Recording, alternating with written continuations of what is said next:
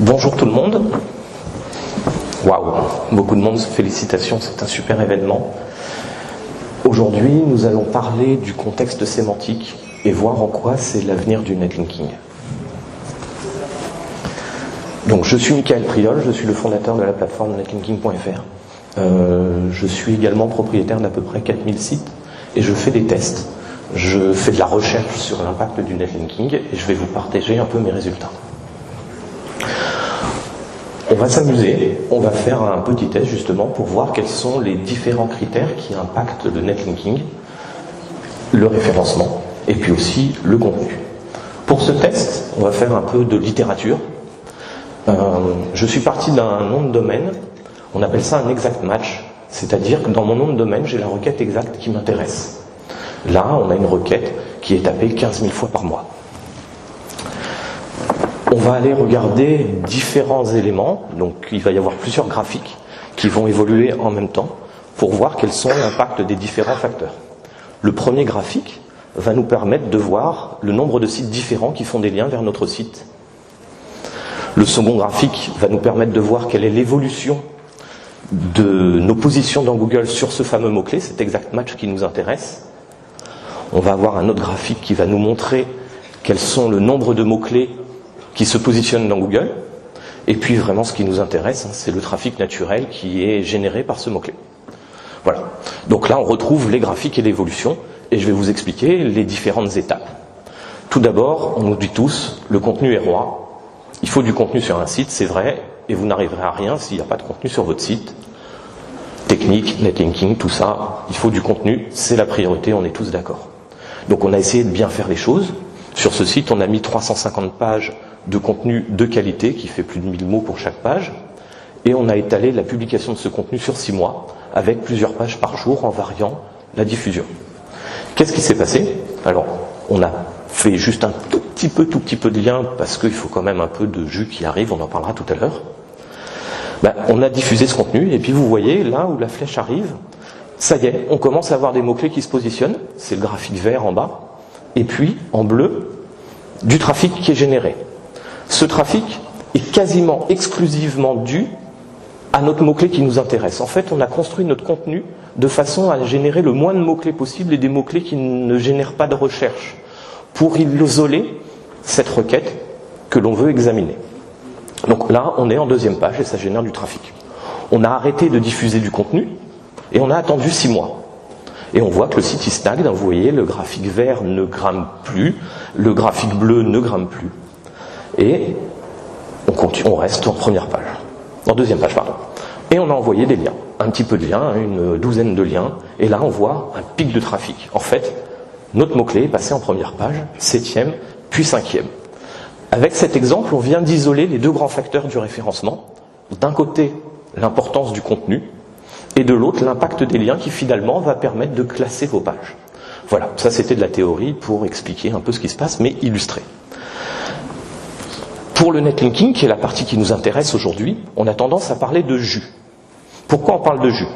Parce qu'en fait, au travers de vos liens, vous allez hériter de tout un tas d'informations. Il y a une transmission, comme avec du jus qui passe de récipient en récipient au travers de tuyaux. Et dans cette transmission, Google mesure principalement 3 éléments. Le premier, c'est le PageRank.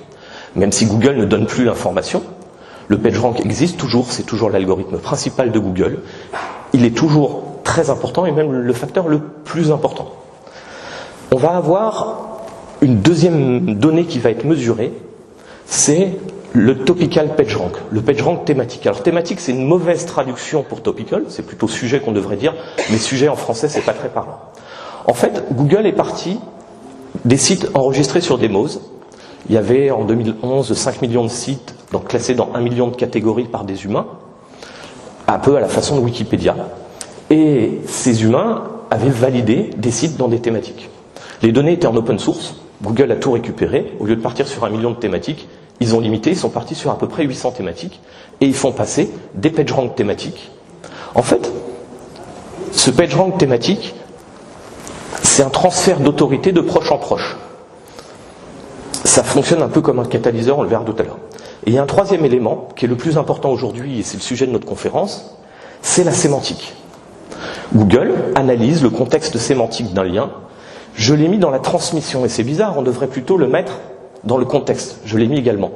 En fait, vous vous êtes très certainement rendu compte que si vous avez un article qui parle du même sujet que votre site qui vous fait un lien et qu'il est dans un site généraliste, il aura beaucoup moins d'impact que s'il est dans un site dont l'environnement sémantique est cohérent et très thématisé. C'est pour ça qu'il y a une notion aussi de transmission dans la sémantique. Et ce jus, finalement, donc, va transmettre ces éléments de site en site, de page en page, et puis va être aussi dilué pour chacun des liens qui sortent de la page.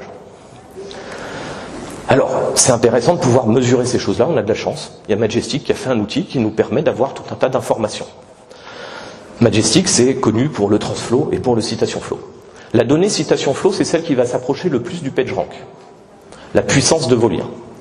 Le transflow, c'est pas cette valeur de 20 dans le gros cercle qui nous intéresse, c'est celles qui sont à côté. Regardons pour SearchWhy. Voilà, c'est leur trust flow par sujet, le topical trust flow. SearchWhy a un trust flow de 20 en computer, internet, web design and development. Et puis en internet searching, en business employment. C'est à peu près cohérent. Pourtant, c'est pas par rapport au contenu du site, c'est tout simplement que ces trust flows sont hérités d'autres sites qui lui font des liens et qui lui transmettent de l'autorité dans ces thématiques. Par exemple, voilà, ce trust flow Web Design and Development, merci à WebRank Info, et puis il y a SEO Camp qui leur font des liens et qui lui transmettent de l'autorité. On pourra dire merci aussi à Abondance, qui transmet de l'internet searching. Et puis d'autres sites, tiens, Michael Turcan, un SEO à Marseille, qui fait un lien qui envoie du jus en business, et puis Works qui va envoyer du business and development, employment. Voilà. Ces thématiques ont été héritées des liens qu'ils reçoivent des autres sites. Et c'est un signal de confiance pour Google. C'est-à-dire que s'il y a une cohérence entre ces trust flows et le contenu et les autres liens sémantiques, ça va avoir un impact intéressant. Et on va continuer à analyser ça. Alors maintenant, la sémantique des liens qui est vraiment le cœur de notre sujet aujourd'hui. Donc déjà, quand on parle de sémantique, il faut comprendre comment un moteur de recherche analyse et comprend une page. Pour vous simplifier la compréhension, on va imaginer que le web ne fait que 100 pages. Il n'y a que 100 pages dans l'Internet. On va prendre une de ces pages, on va regarder son contenu, et finalement les questions c'est quels sont les mots importants dans ma page, et puis est-ce que cette page est pertinente sur ces mots-clés. Alors pour ça on a besoin de comparer cette page au reste du web. Je vous rappelle, on a dit qu'il n'y avait que 100 pages dans notre web. Donc 80% des pages vont avoir des mots de liaison tels que le, et, parce que. 10% des pages vont utiliser les mots voiture en panne. Il n'y a que seulement 2%, donc 2 pages, qui utilisent les mots réparation de voiture. Donc, je suis désolé, je vous ai mis une formule mathématique, mais vous allez voir, elle est très très simple. La notion de TF-IDF, alors c'est vraiment une explication de la sémantique pour les moteurs de recherche très simplifiée. Ça va beaucoup plus loin, mais l'idée c'est de comprendre les concepts. Donc, la pertinence lexicale d'un mot dans un document, c'est assez simple comme formule. Donc on a 100 pages, c'est notre web complet. On a 2 documents, c'est ce qu'on a vu tout à l'heure, les 2%, qui utilisent notre mot réparation de voiture. Donc on est à 100 divisé par 2, 50. On fait un logarithme 10 de 50. Alors je sais le faire qu'en appuyant sur le bouton de la calculatrice, et on n'a absolument pas besoin de connaître ces formules pour faire du référencement. Ça fait 1,7.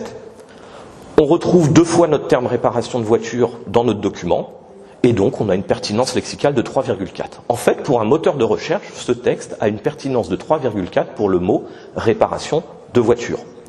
Voiture, on le retrouve 3 fois, une fois en jaune et 2 fois en bleu dans réparation de voiture. Donc la pertinence va être de 3. En panne, elle va être de 1. Et puis le et parce que, comme on a beaucoup de documents, on a 80 documents qui utilisent ça, finalement la pertinence va être très très faible. Et donc le moteur de recherche est capable de se dire, ok, ce document il a de la pertinence pour réparation de voiture, voiture et en panne. Par contre les autres documents, je m'en fiche, je ne stocke pas l'information. Alors là on était sur 100 documents, c'est un peu compliqué. On va faire ça beaucoup plus simple. On va imaginer que notre vocabulaire, il n'y a que 3 mots. Chien, chat, poisson. Donc j'ai un document, il va être positionné dans un vecteur. En fait, pour un moteur de recherche, le web c'est un énorme référentiel avec un axe pour chaque mot-clé. Mais notre cerveau à nous, on arrive à comprendre que 3 dimensions. C'est pour ça qu'aujourd'hui, on n'a que chien, poisson et chat. Donc là, voilà, on positionne, comme on faisait au lycée, notre document sur ce repère. On va avoir un deuxième document qui va parler de poissons et de chats, et on voit qu'ils sont assez éloignés. Et finalement, on va faire une requête qui est aussi un document, une requête. C'est un petit texte. Notre requête, c'est chat, chat, poisson, chat. Quel est le document le plus pertinent pour notre requête? Il suffit de regarder les angles et de calculer le cosinus. Donc on parle de cosinus de Salton. Plus l'angle va être serré, plus le cosinus sera fort et plus les documents seront proches de la requête. C'est le moyen d'identifier quel est le document le plus proche. Autre exemple, j'ai toujours mon document. Si j'ai un document qui est identique, les deux vecteurs se superposent. Mon angle égale 0, mon cosinus égale 1, contenu dupliqué. Voilà comment un moteur de recherche comprend le contenu dupliqué. Ça va plus loin avec les n-grammes, mais c'est pour simplifier l'explication. Autre petit exemple, je prends mon document, et là j'ai un document qui est très proche sémantiquement. On regarde, il se fait un lien. Mon angle est très court, 5 degrés. Mon cosinus est très fort. Le lien est pertinent et logique. A contrario, si j'ai deux documents qui sont très éloignés, mon angle est très grand, mon cosinus est négatif, et donc le lien n'est pas logique. Voilà comment un moteur de recherche est capable de comprendre s'il y a une pertinence sémantique entre vos liens. C'est assez simple. Donc le problème, c'est qu'on n'a pas moyen de le mesurer, à part au pifomètre, de se dire ça a l'air de parler de la même chose. Donc nous, sur Netlinking, on a développé un outil. Quand on rentre un site dans Netlinking, on analyse les sujets dont il parle, on sort des champs lexicaux. Donc là, par exemple, on a fait un exemple avec Doctissimo. Et sur leur page d'accueil, quand on a fait le test, ils parlaient beaucoup de sexualité, de grossesse, de semaine d'aménorrhée, tout un tas de termes autour de la parentalité.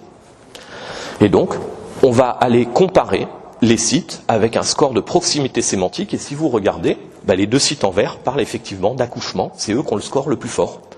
Par contre, on va revenir en arrière, je suis allé vite. Le troisième, qui parle de troubles de comportement alimentaire, de boulimie, d'anorexie, lui, n'a pas de pertinence à faire un lien vers la homepage de Doctissimo, puisqu'elle ne parle pas de ce sujet. Voilà. Donc Google sera capable de voir que c'est un lien qui est fictif, puisqu'il n'y a pas de raison qu'il fasse un lien, il n'y a pas d'information là-dessus sur cette page-là. Par contre, dans Doctissimo, il y aurait d'autres pages qui aborderaient le sujet, et eux qui seraient pertinents. Voilà, ça c'était la théorie. Nous allons maintenant passer à des études de cas pour vous illustrer ce que je viens de vous dire et montrer l'impact que ça peut avoir. On va faire un petit jeu. Je prends deux sites, ils sont exactement identiques, ils font tous les deux 17 pages, ils parlent d'une maladie qui provoque des douleurs. Pour un site, on parle au niveau des hanches et pour l'autre au niveau des cervicales. Je vais prendre mon premier site, et puis je lui fais des gros liens. On a vu qu'on avait besoin de puissance, de TrustFlow. Ok, on va y aller. Donc le premier site qui est en haut, c'est un portail dans le médical qui a du trafic, qui fonctionne bien. Et puis on a un autre site qui vient renforcer aussi cette idée de médical. Qu'est-ce qui se passe ? Ce site il décolle pas, il n'y a pas de trafic. On avait 28 mots-clés positionnés, ce qui est dérisoire, on est passé à 116, il ne s'est rien passé. En fait, pour Google, ce lien n'était pas naturel.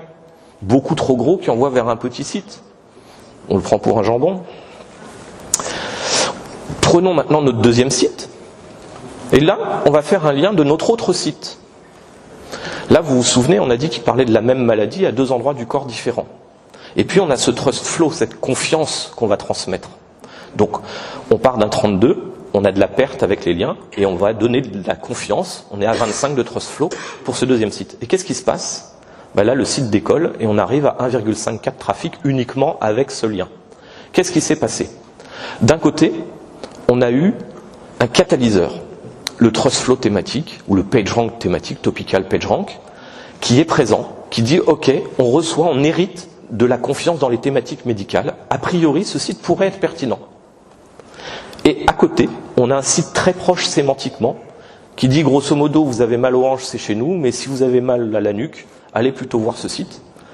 Et là, ok, Google, il dit go, je reçois du jus qui est bon, et je donne des positions à ce site, et le trafic décolle. On va refaire un deuxième test. Je pars de zéro sur un site pour lutter contre la dépression. On voit que l'analyse sémantique a bien fonctionné. On nous propose tout un tas de sites adaptés. Donc, je vais faire un premier lien. Je vais lui donner du TrustFlow avec un lien homepage. Et donc, voilà, j'hérite de sciences et sciences sociales, qui sont des thématiques adaptées.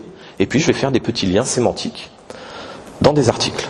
Alors, j'ai utilisé 3 sites là pour mon netlinking. On va regarder ce que valent ces sites.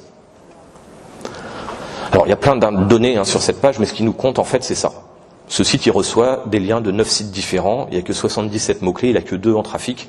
Et vous voyez, nos 3 sites sont vraiment des sites minables, qu'on reçoive très peu de liens, qui ne reçoivent pas de trafic. Et qu'est-ce qui se passe pour notre autre site? Donc, la première flèche, c'est quand on a fait le lien homepage. On voit qu'on a gagné un peu de mots-clés. Et quand on fait les 2 autres liens, ça décolle, pardon, on est parti. On arrive à 2,54 trafic avec 3 liens qui n'ont pas de trafic, qui reçoivent peu de domaines référents. Voilà, là on a compilé la sémantique et la thématique. Dernier exemple, les annuaires. C'est souvent décrié, il y a des gens qui disent oui ça marche super bien, d'autres non, il faut surtout pas. En fait là on a une stratégie où la personne a commencé par inscrire son site dans des annuaires. Et on voit en couleur, là le grand pic orange et rose, c'est quand le site s'est retrouvé en homepage des annuaires, qui lui ont transféré énormément de Trustflow. Et puis après, on voit qu'il y a un palier. On n'a plus de mots-clés qui sont générés, et puis même le site commence à descendre en trafic. La courbe bleue, c'est le trafic, en bas, en orange, c'est les mots-clés sur lesquels on est positionné. Et juste après, qu'est-ce qu'on a fait? On a envoyé des liens pertinents sémantiquement sur le football. On voit que le Trustflow change, on passe en sport soccer, qui est le football, et là, le site décolle, et a plein de mots-clés. Voilà, la force de la sémantique dans le netlinking, et on est avec que 2 liens. Et ça marche aussi, bien sûr, pour les gros sites. Ici, vous avez l'exemple d'un site e-commerce qui avait fait tout le travail comme il faut en optimisation du site, du texte et ainsi de suite. Il s'était inscrit dans des annuaires, mais son site était arrivé à un plafond de verre, il décollait pas. Et en avril l'année dernière, on a commencé le netlinking sémantique et le trafic a été multiplié par 4. Ils sont passés de 25 000 visiteurs à 120 000 visiteurs et bien sûr le business a fait la même chose. Voilà, je vous ai illustré un peu l'impact de la sémantique dans le netlinking. Je vous remercie. Si vous avez des questions, vous pouvez venir me voir sur mon stand un peu plus loin. Bonne journée à tous.